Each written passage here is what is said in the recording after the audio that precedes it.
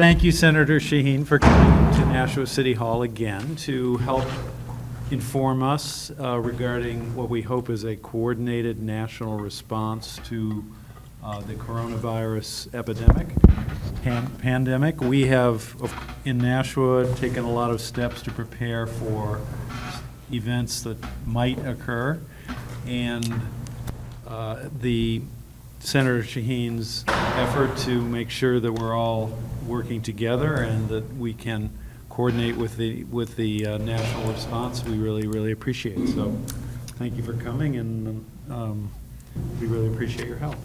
Well, thank you very much. I'm really here both to talk about what I'm trying to do as a senator representing New Hampshire at the federal level, but also to hear from Nashua what you all need here, what concerns you have, so that I can take those back. And I noticed that there was a great, there are a number of Nashua officials here today, and I thought maybe we should start by introducing all of those folks so that everybody could understand. I think one of the things that I think is very important is for people to understand that this is a real cooperative effort between, at all levels of government, on both sides of the aisle in terms of the politics, and so I think it would be helpful for people to hear who else is here who can weigh in and be part of this conversation. So I don't know where you want to start, Mayor, maybe. We have, of course, Senator Cindy Rosenwald. Yes. Maybe everybody else. Good morning. Bobby Bagley, Director for the Division of Public Health and Community Services.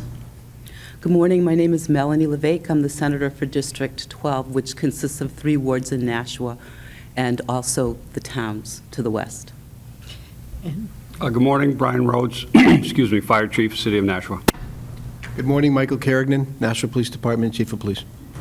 Good morning. Elise Butterworth, Emergency Management Coordinator, City of Nashua. We have Rick Dowd from the Board of Aldermen. Are others? Chris Daywaz is from AMR. He responds to Yes. all the medical calls, and many other people. Do you want to just introduce yourselves in the audience if you work for the City of Nashua? So I have a better sense of who you all are. Jen? Yep. Mark Monroe, the Public Health Emergency Preparedness Coordinator for the City of New Kim Bernard, I'm the Chief Public Health Officer. Lonnie Martin, Public Health Nurse, Community Disease Investigator. William McKinney, Building Official and Manager of the Department of Building Safety, City of Nashua. Sarah Marchant, Community Development Director. Kim Clark, Director of Administrative Services. Barry Budrow, Human Resources Director. Dorothy Clark, Deputy Corporation Counsel. Can I get you all to stand up in the back so when you introduce yourselves? I Stacey Grimes, Director of Communications for the National School District. Ah, great. Bruce Gardner, IT Director. John Griffin, CFO for the city. Tim Cummings, Director of Economic Development. Laura Byers, Public Relations Department of Public Works. Andy Patricia, Assistant Director of Public Works. Megan Karen, Director of the Arlington Street Community Center. I am Gloria Brown, Energy Manager for the City of Nashua. Larry Goodyear, CEO of Penachuk Corporation. Oh, yes, of course. All right, thank you. Anyone else? And Angela Constantino, Epidemiologist, City of Nashua. Cecilia Ulibarri, Constituent Services, National Mayor's Office. Allison Lee, Mayor's Office.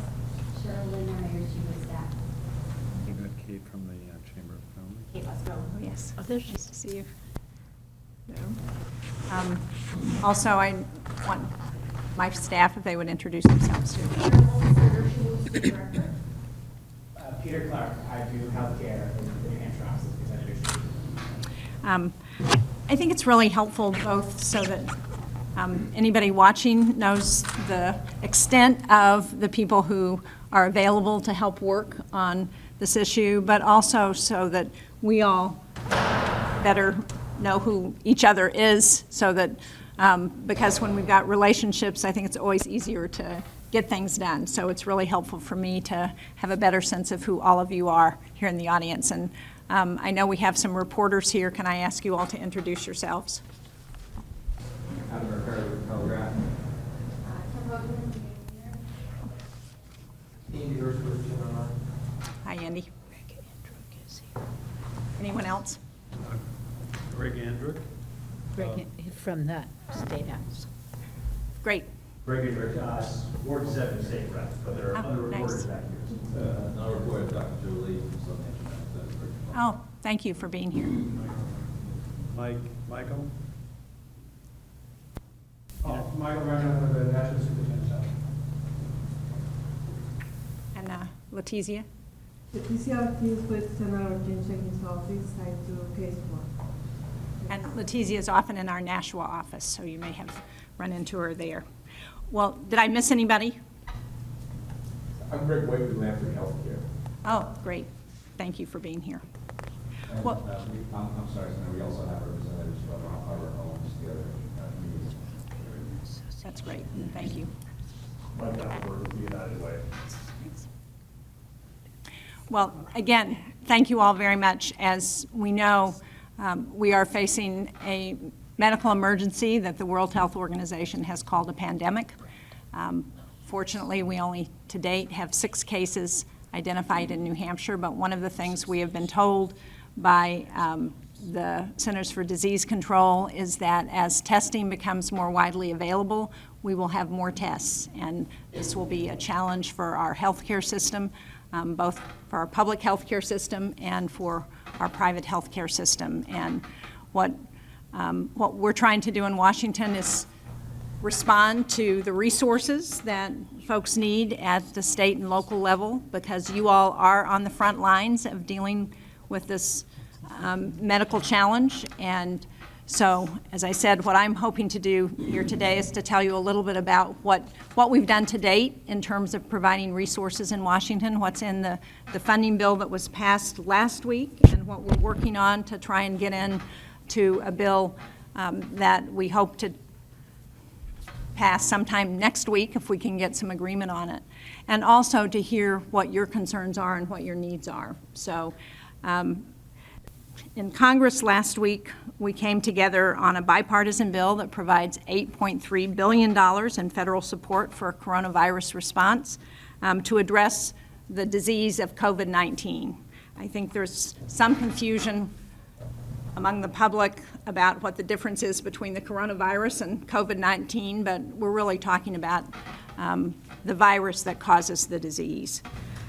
The bill that we passed included $4.9 million for New Hampshire's response.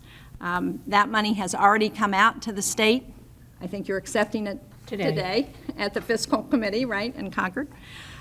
And it goes directly to the Department of Health and Human Services, and they will decide how it gets distributed in New Hampshire.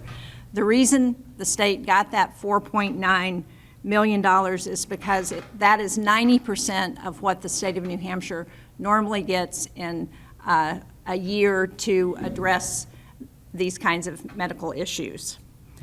The bill also includes provisions that we and a number of other members of Congress fought for to try and make sure that there are reimbursements for costs that the state has already incurred to deal with the coronavirus. And so there will be additional funding to deal with that reimbursement, and it will be for any costs that were incurred between January 20th and March 6th. What I don't know is how that will be passed down to the municipal level, so we need to get an answer on that. I need to get an answer for you all on that. The bill also provides over $3 billion in funding for research to support a vaccine and treatment, as well as $500 million to acquire more personal protective equipment. All of the emergency and emergency personnel who are here know that that's one of the big challenges that we've got right now, is that we have an expected shortage of personal protective equipment such as masks, respirators, and gowns. So the hope is to, with those resources, to encourage more production of that personal protective equipment. This week, the delegation, well, Senator Hassan and I also called on the President to declare a national emergency under the Stafford Act, because that would allow for things like physicians at Dartmouth Hitchcock who are licensed in New Hampshire to be able to do work in Vermont and vice versa, so that physicians could cross and medical personnel could cross state lines to treat in an emergency. That's also important as we think about some of the challenges that our medical personnel will face, because that will allow us to do telehealth. So Dartmouth-Hitchcock, for example, could do telehealth conferencing across into Vermont. Massachusetts could do it in New Hampshire. We could cross those state borders and not have to worry about having the physician be licensed in that particular state to do that telehealth conferencing. Now, obviously, we need to do more than that at the federal level, and we will be continuing to push on the administration on testing and on trying to ensure that those private lab companies that are now involved with the testing, Quest and LabCorp, are ramping up as quickly as they can and working to address some of the other needs that we're beginning to understand as we think about people who may have to leave work and whether they, because they don't have sick leave, how they will continue to support their families. So there's a package of economic assistance that's being negotiated right now. I don't know exactly how that will come out, but I can tell you there are a number of provisions that are being discussed that have to do with ensuring that anybody who needs a test can get that test without having any co-pays or any payments, whether you have health insurance or not. Right now, all of the major health insurance companies have said that they will pay for the testing for the coronavirus, but if you don't have health insurance, that's a challenge. So this bill would pay for all of those tests for anyone who needs it. It would also include sick leave for people who had to take time off to address their illness. It would include an increase in funding for Medicaid, so that states like New Hampshire that have both that have expanded Medicaid and that just have traditional Medicaid programs will have the funding that they need. And it includes an expansion of food stamp and other food programs so that people who may have challenges because they're out of work for a period of time and need to continue to eat, obviously, that there will be some help for folks on that score as well. So all of that is being negotiated. I'm hopeful that we're going to have a package that's going to really help to address some of the economics of any widespread outbreak that we might see here in New Hampshire. And we also are talking about help for small businesses that might be negatively impacted. So that's what I know at this point, and what I'm really hoping to hear is what you all are doing here in Nashua to address it, and any questions that healthcare folks have or any concerns that we can pass along and try and support as I go back to Washington. So again, Mayor Donchis, thank you very much for convening the group and for giving me this opportunity to hear from people what you need. Well, we are, of course, taking measures right here. The Board of Aldermen recently appropriated some money to help fund the city's response. That includes things as simple as increasing cleaning and cleaning supplies to the extent we can get those. But also there are a number of things that need to be done to prepare for people who might have to work remotely, because that is not a typical event for the city on a widespread basis. So we need technology improvements. We need more Citrix licenses. We need an upgrade in various servers and things like that to make widespread telecommuting, teleworking possible if that becomes necessary. We are trying to inform the community about the ways to protect themselves. And it remains to be seen what's going to happen with the schools. I know the school board is having a meeting today at noon, presumably to talk about what's going to be done with the schools. My understanding is that there was a meeting of school superintendents today where this was, I think, the subject. But one concern, of course, that we always have is that although money is going to the state of New Hampshire, probably there are many municipal and school costs which will not be covered. It's just very difficult to get the state to pass that on to the municipalities. In the cities, we always like a direct relationship with the federal government, like community development block grants, so that. Yes, which is why I'm here. So that we know we're getting, you know, so that you pass the bill and we actually get the money. Yeah. The ability to directly apply or to seek aid or however it's set up would be very much appreciated, I'm sure, in Nashua, Manchester, and all of the municipalities in New Hampshire. And so, from your perspective, is the best way to do that through the C2BG program? No, that's just an example. I mean, I don't know how you'd set it up, Okay. but that's just an example of Okay. of where this, So you're over not- the years, all this direct Yeah. city aid, urban aid has kind of gone away. CBDG is one Yeah. of the Few remaining. Right, and it's just an example of that still exists, and that's a very good program for all cities. Good. But I think other people may have thoughts. I did want to recognize two people who we did not get to introduce at the beginning. Brandon Williams, could he please stand up? He is he's on the front lines too. He's the director of the Association of Private Nursing Homes. Yes. I know Brandon well. We have Pam Walsh. Where's Pam? Hiding. From Senator Hassan's office. She couldn't. Yes. She couldn't Yeah, get Senator here. Hassan was going to be here, and she got delayed in Washington, so she's not able to be here. So Pam, I'm glad you were able to get here. And I thought there was going to be somebody from Congresswoman Custer's office, too. Nick Brown. Oh, hey, Nick. Nice to have you here as well. Let me ask the emergency responders, and Bobby, if either of you want to talk about some of what you're seeing and the challenges that you're experiencing. Yes, Senator, we have put together a presentation that we would like to share with you That would be great. on our response here from the emergency operations standpoint and then also from public health. That'd be great. Okay, Elise? So while public health is taking the lead on emergency response to the incident, our Office of Emergency Management, is focusing on assisting the divisions in reviewing essential community functions and assessing the strategies best suited to combat the challenges posed by COVID-19.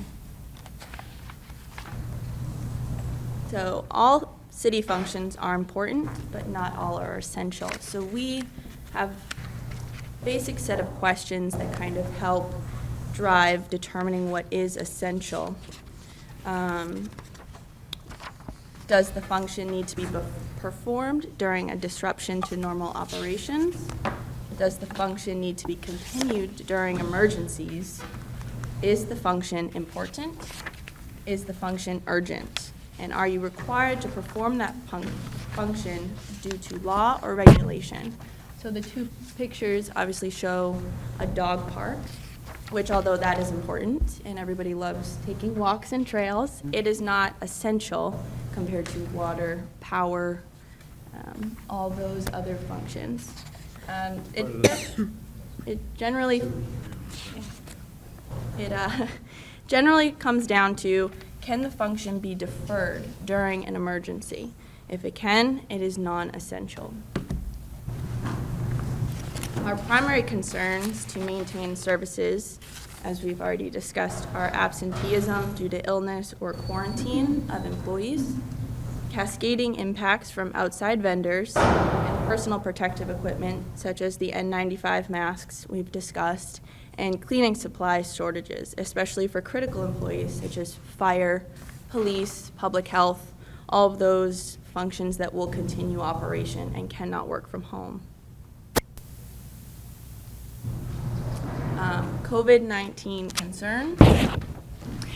Can I ask you, when you say cascading impact from vendors, Can you give us an example of what you're talking about?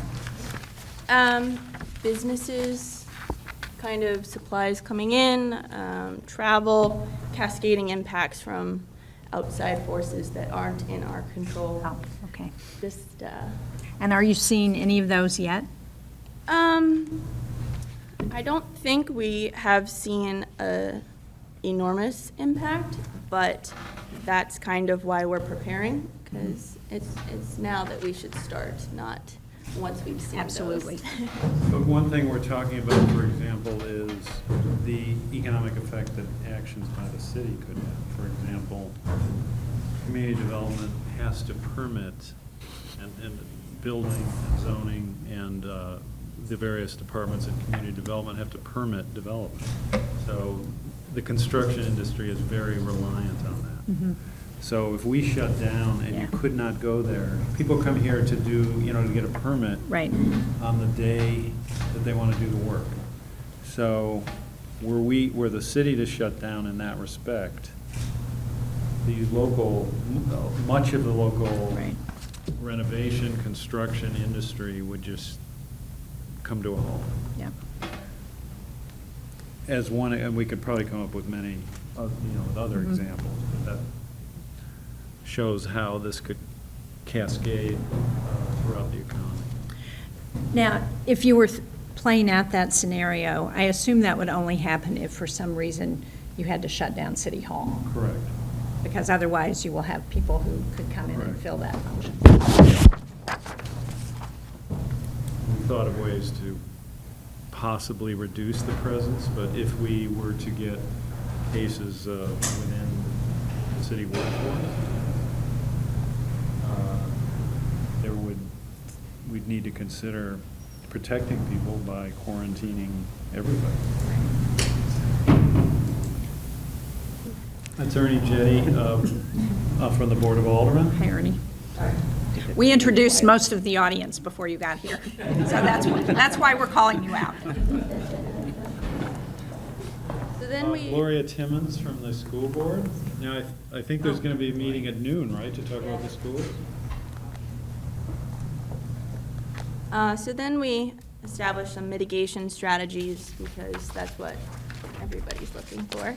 So enhanced cleaning and facilities, education to employees on social distancing, revisions in sick leave policies, promotion of direct deposit, acquisition of additional remote networking hardware and licenses, as the mayor had discussed, and staffing contingency planning.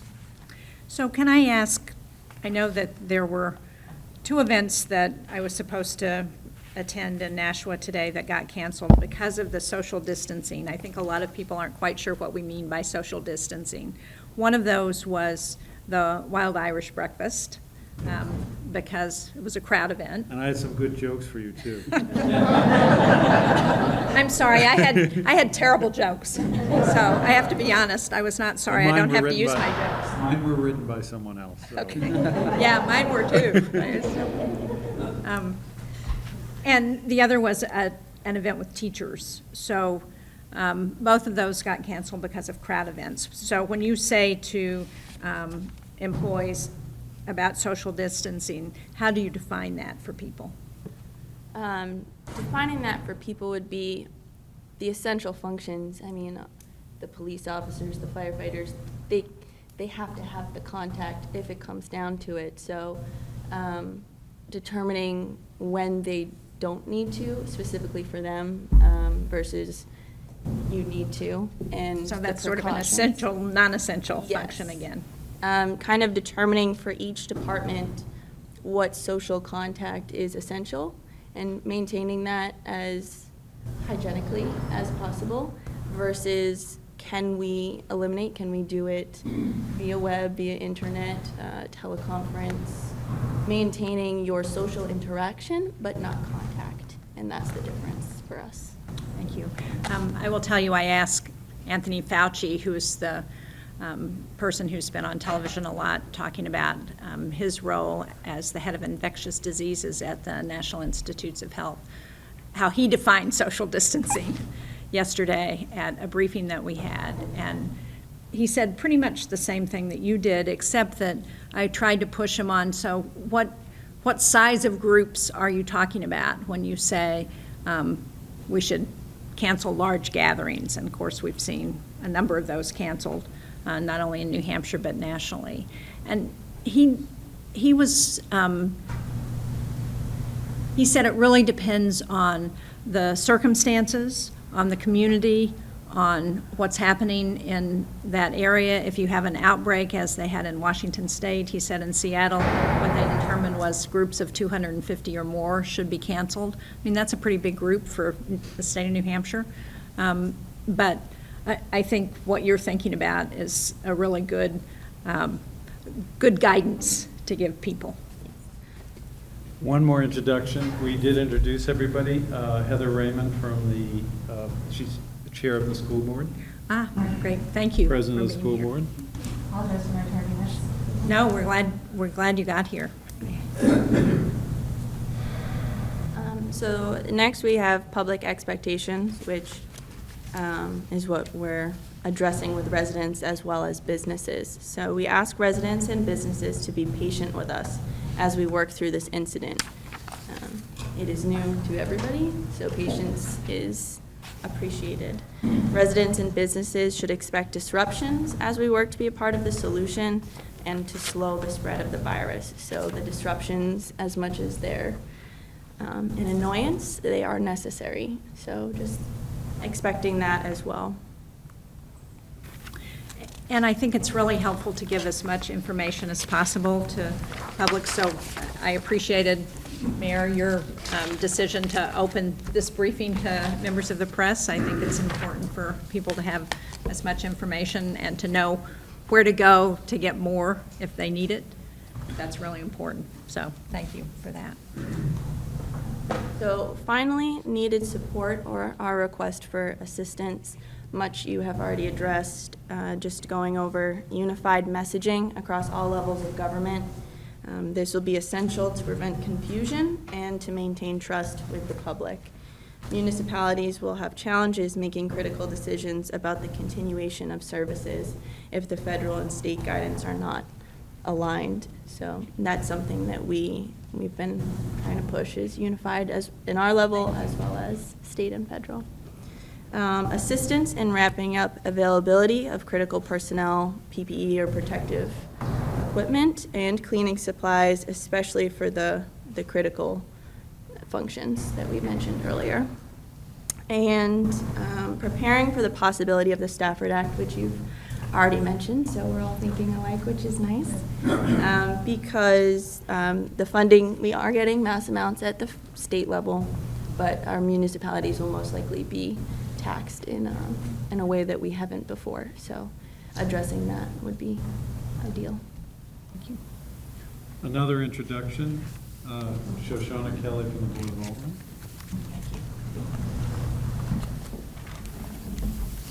Bobby, did you want to weigh in on what you all are doing through public health here in the city? Yes, Senator, thank you. And I believe we have some slides up that we'd like to go through as well to show what the public health response is and how we're all working collaboratively with our partners at the state level, the local level, with our city officials, and our community stakeholders as well. So I do believe, Cheryl, do we have that up there?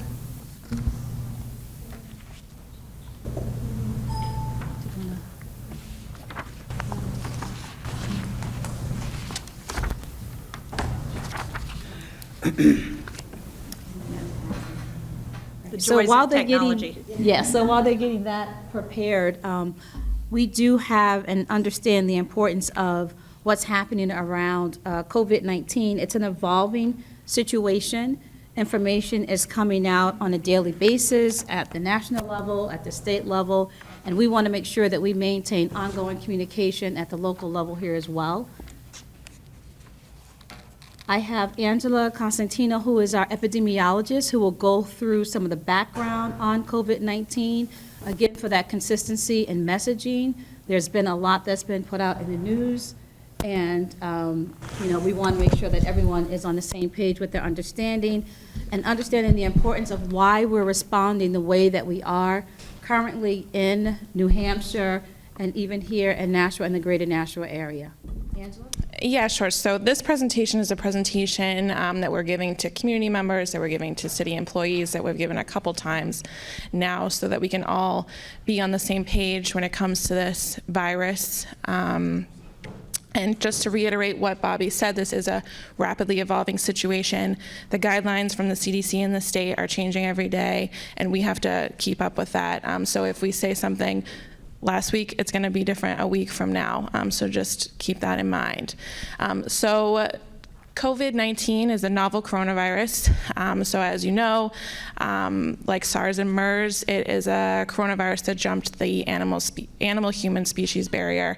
And this occurred in 2019 in December in China, Wuhan. January 20th was the first case in the United States, and March 2nd was the first case in New Hampshire. So I'm just going to give you a case update. So as of right now, there are 127,000 plus cases worldwide.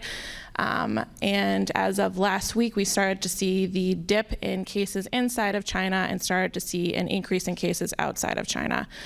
And so let's move forward. So for the United States, we have about 1,200 cases right now, 36 deaths, and about 43 states and districts reporting those cases. And of those, 125 are travel-related, and 102 are close contact related, and we have, I think, about 900 people under investigation right now. To move more locally, in New Hampshire, right now we have 6 cases. 3 of those are travel-related, and 3 of those are direct contacts to a case. And of those, 2 have been confirmed by the CDC, and 4 are considered presumptive positives, which means they have not been confirmed yet by the CDC. 3 of them are in Grafton County, and 3 of them are in Rockingham County. And currently there are 21 tests pending at the state lab, and there are 273 people under investigation or people being monitored. So just to review the EPI background, so the case fatality rate for this is about 1.4 to 1.7%, and that's compared to a case fatality rate for seasonal flu of 0.1%. So this is definitely more fatal than seasonal flu. Compared to H1N1, it was about 0.4%, SARS 10%, MERS 35% case fatality rate. So the reproductive number, that's what we use to determine infectivity of a virus. It's between 2 and 3, so we're saying about 2.5. So that means that a individual with COVID-19 is going to infect on average 2.5 individuals.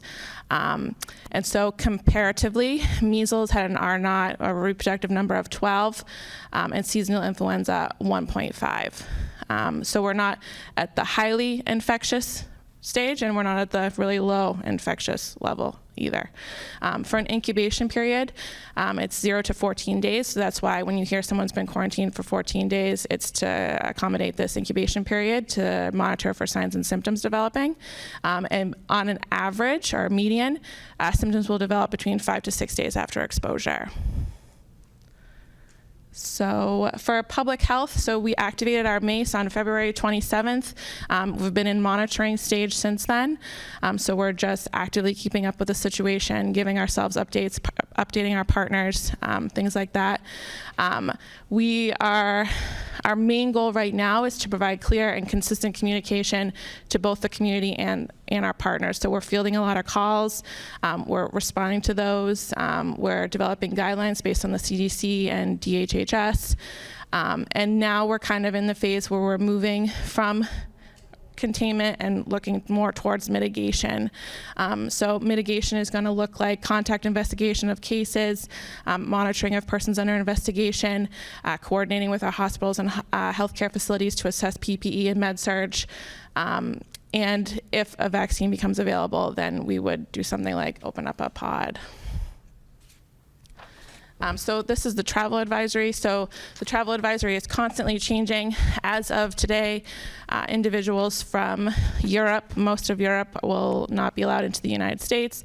And so there's current self-quarantine guidelines for people from most of Europe, Italy, Iran, China, and South Korea. So that's where the travel advisory is as of today. But again, this is a rapidly evolving situation, so this is likely to change. So clinical features, so this is person to person. It's spread via respiratory droplet. It is a lower respiratory infection, meaning it's a dry cough, shortness of breath, fever. Less common is sputum production, headache, GI. So treatment and testing. So treatment is just supportive care, so taking care of yourself, getting plenty of rest, fluids, the usual respiratory illness sort of care. Testing, right now the state public health lab, as of this week, just got 250 additional tests. And so they are testing high-risk individuals. LabCorp and Quest Diagnostics also has the capacity to do the testing, and conversations are underway about what we're doing in Nashua for testing. Right now, if you think you need testing, how are you advising people? So for right now, what individuals need to do is contact their primary care provider if they develop or are exhibiting symptoms, which were the ones that were just listed on the slide: cough, fever. If folks know that they've been in contact with someone who has been tested and confirmed for COVID-19, they need a provider, make them aware of those symptoms. They need to also make sure that they let folks know whether or not they've traveled. And then once that provider will then make a decision on whether or not that individual needs to be tested. Currently, what individuals will have to do is go to the emergency room or to their provider so that they can get a nasal swab done, and then those tests will be sent, those samples will be sent up to the state lab for the confirmation of those tests is still being done through the CDC. So what we're asking people right now is to make sure that the primary care provider, they have to describe what's going on with them, and that primary care provider will make a decision regarding testing.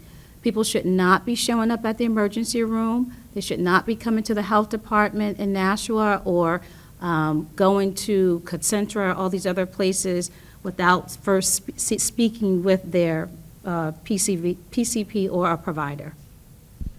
And I know there was somebody here from the hospital, I thought, from Southern Hampshire. Do you want to comment or add anything to that at this point? Sure, I think obviously covered it pretty well, but the challenge we have is that the way the current recommendations are, the way the current recommendations are for testing, the interpretation is that most people will need to go to the emergency department for that testing because most private practices don't have the capability of testing. Unfortunately, emergency departments are pretty much overcrowded as it is. So presenting just for a nasal swab is really hampering our ability to operate effectively. So if you have mild symptoms, we're asking one to stay at home and talk to your primary care providers. We're asking primary care providers to really be up to date with the current recommendations for screening, because we've had a number of people present wanting to be tested or being told that they were told to be tested, but they don't meet the current criteria for testing. That's upset a lot of people as well. So the more we can get the word out and promote off-site testing, we are talking about trying to generate some off-site testing places that'll make it easier for people to get the answers they need. But until then, please either contact your primary care provider or contact the state regarding whether you should be tested or not.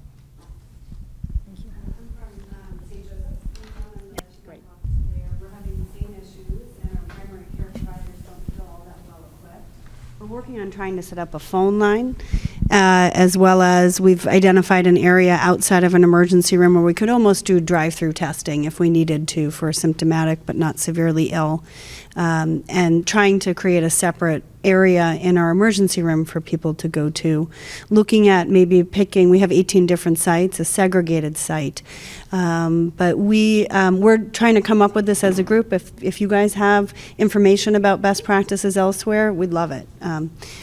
And the other thing that we're looking at is isolation rooms and negative pressure rooms. We do have one entire wing that we were able to make negative pressure, but it still has a lot of challenges. So Explain why negative pressure is important. it's important because it decreases the transmission of the virus to other people. So you can have someone in a room with protective equipment outside, but if the airflow is normal, the viral particles will be easily transmitted around. If it's all negative pressure, it should decrease transmission to staff. I'm very worried about staff, both from school closing and quarantines as well as illness. I love that you're working on the act where physicians and providers can go. I'm also worried about respiratory techs and nurses and people answering the telephone, like if I set up a telephone line. So, yeah.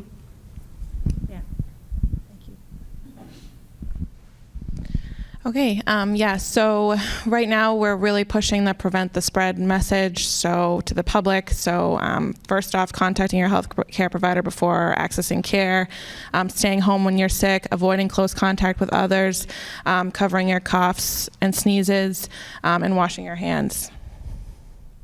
So here, that's our nurse, Flavia Martin. Those are her hands from the Telegraph. There she is. So this is our message. We're pushing it out as much as we can. We encourage partners to push out this message as well. And we're having conversations with events, group events, if they cannot be canceled, to put this information out there for people. And then just continued general awareness. So good hand hygiene, avoiding the use of masks unless you are experiencing respiratory symptoms, avoiding behaving in a prejudiced manner towards any group of people. So we're just still pushing that out. And then these are our messaging, we're doing weekly calls with the hospitals, with police, fire, OEM, and just staying consistent with our messaging. And we're also in constant contact with the state, who is reviewing the federal guidance. Yep, and our website is serving as our hub for information for folks. So if you have someone with questions, all of our updates are on our website. All of our messaging is on our website. So please refer them to that. That's our flyer. And then just some sector-specific guidelines and resources.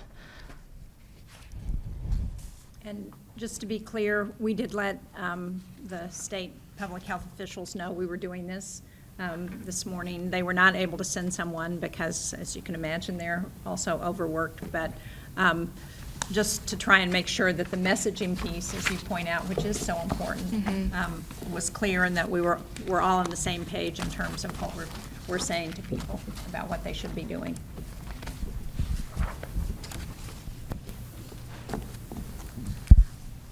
Anything else you wanted to address? Yeah. Well, I just want to thank everybody for coming. Hopefully everybody will, and I know you will, articulate a consistent message. If you notice things that are going on that public health should know about, I hope you'll contact Bobby Bagley or someone else from the health department. We really appreciate her efforts and emergency management, as well as our public health nurses who are very involved in organizing and leading the city's response. Well, thank you. As we said in the beginning, you folks are really on the front lines of this, the healthcare professionals, the municipalities, because you're the folks who are in closest contact with the public. And so making sure that you have the resources that you need and the support that you need.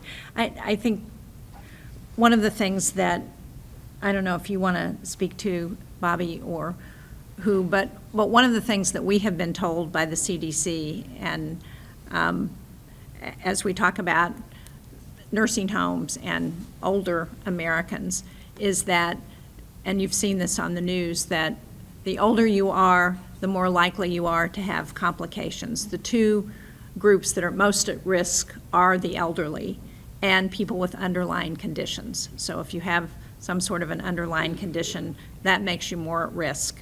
And so making sure that we have consistent guidance for folks, and I know that that's been one of the challenges. I don't know if you've heard anything from CMS about how you're dealing with the situation? I'd say that the guidance from CMS has been almost useless in terms of visitation policies for nursing homes.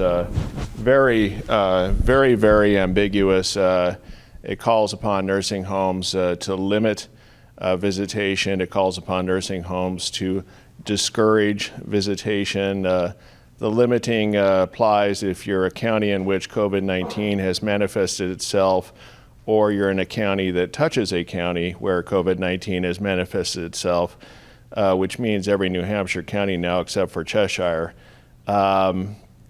This is really an interpretive struggle, I think, for facilities that don't want to appear arbitrary when it comes to family members that understandably want to see their loved ones. I think that in the absence of clear federal guidance, a lot of facilities have adopted very strict visitation policies. I know of a facility here that is doing a virtual visitation and providing tablets to all of its residents. We're hoping for some better state guidance. In fact, I talked to a state epidemiologist last night. I would expect to see either today or certainly no later than Monday better guidance that we can then apply in the facilities and that will be more readily understood. Quickly, while I have the microphone here, we have a huge concern right now about personal protective equipment in nursing homes. It wasn't until Wednesday that US HHS put out an RFP for N95 masks. Responses to that are not due until next week. The masks themselves, I have no clue when those are going to come through. I know facilities are already looking to other facilities to borrow equipment, and those facilities don't have enough equipment to begin with. So, and that's absent COVID-19 having manifested itself in any of our facilities. There will come a point, as there has in Washington too, when it comes to the availability of testing kits, when we're going to want to see some priority placed upon long-term care facility residents and the staff that take care of them. And we have heard very mixed messages from the administration with respect to the availability of testing kits. No straight answers whatsoever. And that, I think, is very troubling. With that said, we're the state with the highest rate of substantial compliance with federal health standards for nursing homes. We are going to do our best to try to build firewalls around our facilities and keep this virus distant as long as we can, but it will inevitably get into our homes. And let me tell you, there has been a change with the CDC on what they're saying about the requirement around N95 respirator masks. So if you haven't gotten that changed guidelines, you should be in contact with them. Right, they're allowing for the use of the more industrial masks as opposed to the healthcare specific masks, which would be of some help if it weren't for the fact that the general public has now hoarded all of the industrial masks that were ever available through True Value or Home Depot or Lowe's, quite apart from every other cleaning product imaginable, and or all the toilet paper at Costco. So. Yes, well, you point out some of the challenges, and I will tell you that on a bipartisan basis, there has been an effort to both push CMS and the various levers of government to try and be clearer about some of this guidance. So hopefully it will get better, and we will continue to push on that. And Senator, if I may add, because this is an all-hands-on-deck response, we do need our community members to all work together. So we have our elected officials, our public health, our first responders all working to try and reduce the spread of this infection in our communities. We need our community members to do the same thing. And so the overarching thing that we need to do is make sure that we don't have a surge of people coming in contact with COVID-19 all at once, because that's going to overwhelm our emergency rooms. It's going to overwhelm our hospitals, our ICUs, with responding to individuals that get very ill, as you mentioned, the senior population, over 60, or those who have comorbidities, and that includes children and teenagers as well. asthma, lupus, any kind of chronic disease is going to put those folks at highest risk. If you're sick, stay at home. Flu season is we're still widespread with flu. We still have opportunities for individuals to help each other by staying at home when they're sick, covering your cough, washing your hands, not touching your face, and wiping down surfaces. Those may sound like very simple measures, but those are very key things to do to prevent the spread of COVID-19. And so we're asking our community to work with us as we work to spread this out over a longer period of time, because it's not if now, we're in the when situation, when this happens, but we all need to be working together to protect our most vulnerable populations and ourselves by doing those very simple things. They actually do work. Hand washing does work. Can I also add the social distancing? It's very much our habit to shake hands with each other and hug each other. So if we could just change that to the L bump, or, you hand over your heart or something like that. Yes, very good point. Thank you. Could I? I just want to second Brendan's comments. On Tuesday afternoon, some of the Senate committees had briefings from the state epidemiologist, the insurance commissioner, and the education commissioner. And I asked the state epidemiologist whether the state was suggesting any changes in how nursing homes and other long-term care facilities were approaching, I don't know, isolation or cleanliness or something. Visitors. And he said they hadn't done it yet. And to me, that said, we haven't gotten the guidance from the federal government that we need. I think that's absolutely right, and Brandon will tell you that we called him 2 weeks ago now, because I was at a briefing and they suggested that there were going to be guidelines coming out for nursing homes, and they were not really effective. It's really been frustrating. It has been. Yes. Any other comments that anyone would like to make? Yes.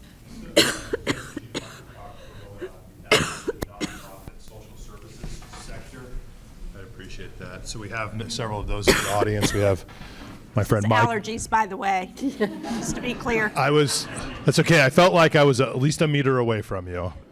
So we have several nonprofits here in the audience today. We have Michael from the Soup Kitchen. We have our friends from our 2 FQHCs. We have several others in the audience. One of the things I know that you're going to be working at is expedited ways to get some of the federally approved funding down into the state and ultimately to the municipality. We haven't talked at all about how that gets down into the social services sector. And this is really important because, like in most communities across the country, in Nashua, our social services nonprofits provide some of the most critical services for food, clothing, shelter, basic needs. And unlike the school district, which could probably say very, well, not easily, but could say, we're just closed, everybody go home. Well, that affects all the rest of us that provide those services. Kids are going to have to eat over the weekend. We have a need for that, and we can't just stop feeding them. So what I would ask is that in some of your conversations with your colleagues that you give some consideration to how we expedite funding to the social services sector, especially because you mentioned the Plus Company's Wild Irish Breakfast. Well, that's their biggest fundraiser of the year. Right. At the same time as we have increased need for expending money to meet these needs, we also have decreased fundraising ability, and there are a bunch of those coming up in our community in the next couple of months. So please keep that in mind.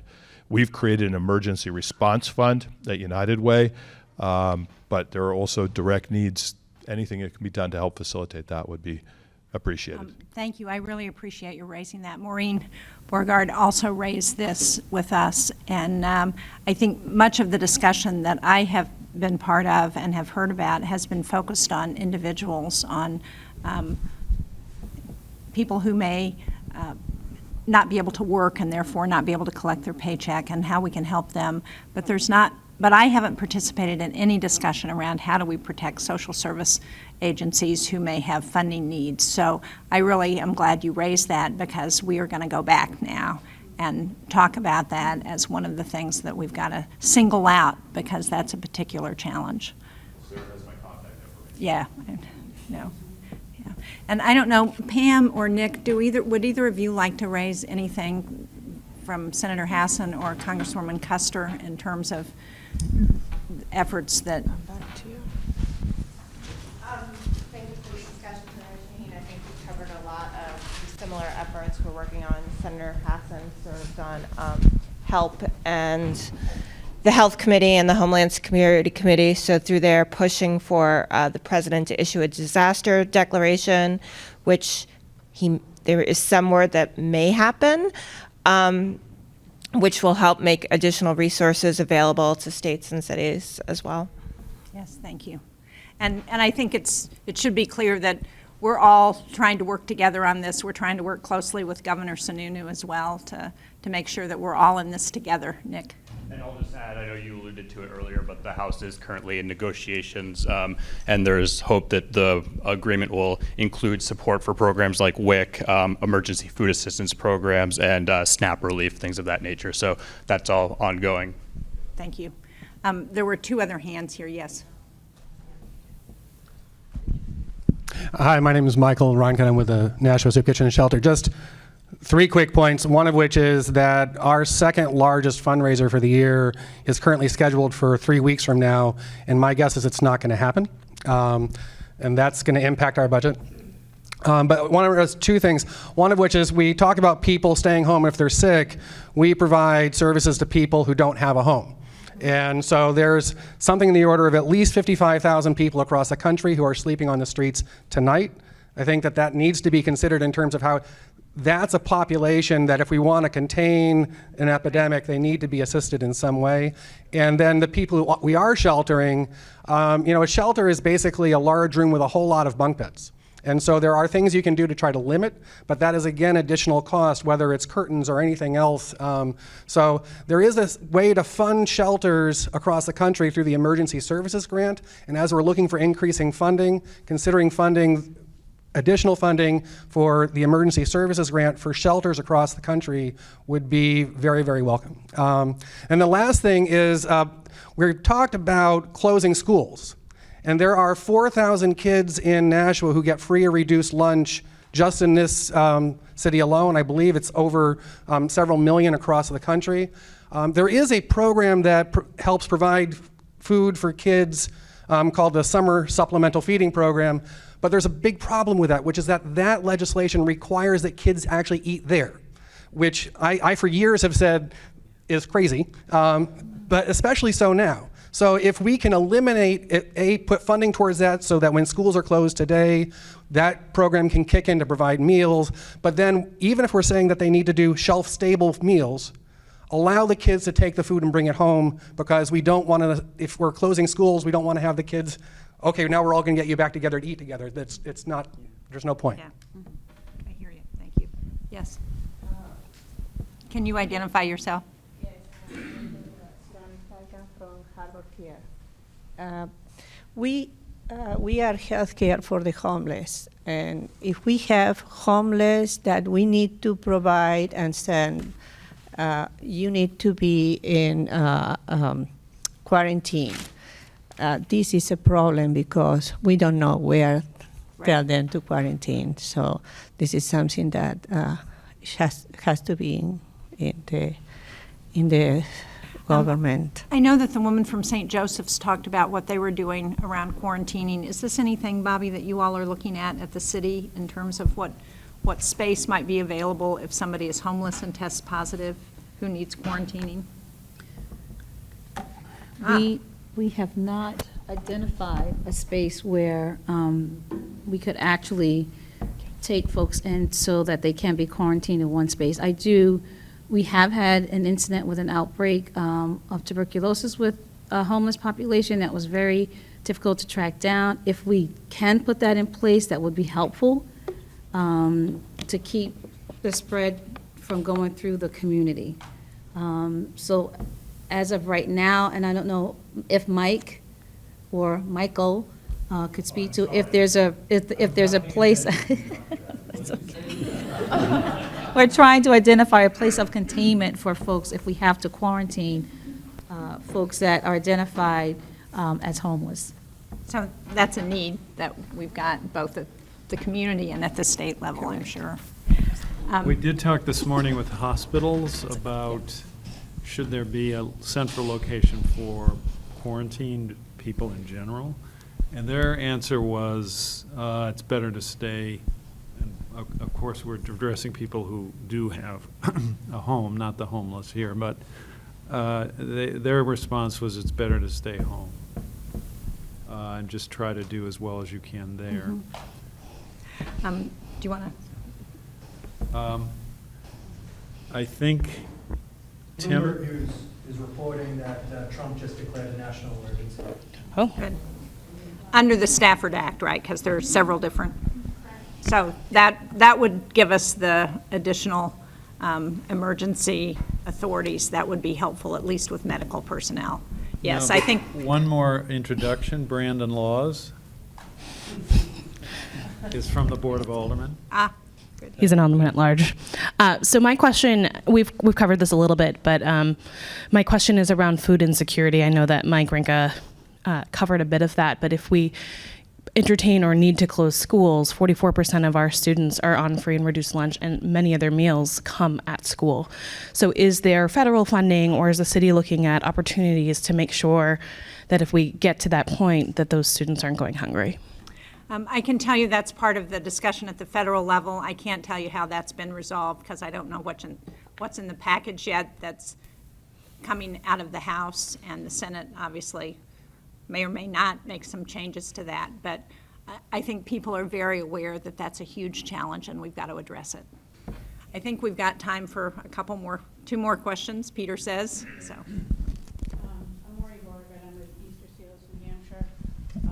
And I appreciate being able to be here. I'm curious about, we employ 1,600 people. We touch 25,000 lives. And it is the most fragile, et cetera. We have 24 independent homes. As we look at moving through this, we're going to have to turn down services because everything we do is billable. Aside from the fundraising that we do that we can't do, that others explained, we're going to have to downsize and figure out a way to work with the most fragile. When this is over, and it will be over, I'm optimistic. I'm very, very worried about how we start this sector up again.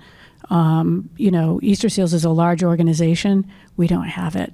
The Easter Seals across the country don't have it. We're talking to people in Washington. We have these affiliates. In Washington, they're saying, we are already so badly affected. So they're our bellwether. It's coming. So while we have to look at today and making sure that we take care of the most fragile, we need to think about how we turn this sector back on. Thank you.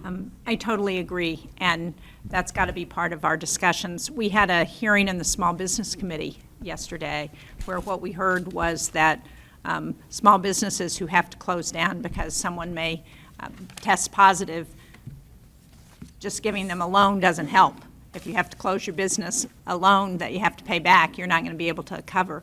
So that may be a place where we could cover some of the social service agencies. I think we've got to take a look, and I certainly intend to bring that issue back, and I know Senator Hassan and Congresswoman Custer will also be interested in trying to address that. Two more. Yes, we'll do you, and then final question. Senator, thank you for being here today. We're reacting very well, as we do to most emergencies here in the country, and it is a bit reactionary. And the chief medical person for the president has testified before Congress and said that we weren't well prepared for this. So as we're going through this, is there somebody that's keeping track of lessons learned? And so this happens again, we have a better playbook to handle it? I can tell you that came up yesterday, and Senator Murray, who of course represents Washington State and has been at the real heart of all of this challenge, said that she had a commitment that I think we all support, that as soon as we get through the worst of this, that we need to appoint a commission or have an investigation in Congress to take a look at what went wrong, what should have been done better, so that we're not in this situation again. Because, you know, what, today is March 16th, March 15th? 13th, sorry. It only feels like March 16th. Friday the 13th. Friday the 13th. But here we are, you know, the first case appeared in January. We're 2 months later, and we still are waiting for widespread testing. So we cannot let this happen again, and that's why a clear investigation of what we need to do better next time is warranted. So thank you for raising that. Final comment. Pastor Kim Hester of Christ the King Lutheran Church here in Nashua. And I just want to say I've been meeting with a lot of interfaith colleagues over the last several weeks trying to coordinate and collaborate, and we're here. And we want to be connected in the chains of conversation and to help as we can at the same time while we're educating and working with the people in our individual communities. So please keep us in whatever loops we can be in. Well, thank you all so much for the productive discussion.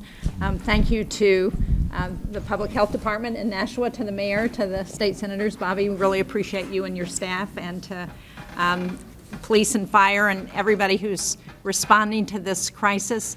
Obviously, there's a lot we still don't know and a lot we need to do. And I think if we work together, we have a better chance of getting ahead of it and responding in a way that is important to all of those people who are affected. So thank you all very much. Thank you. Thank you. Oh, yeah.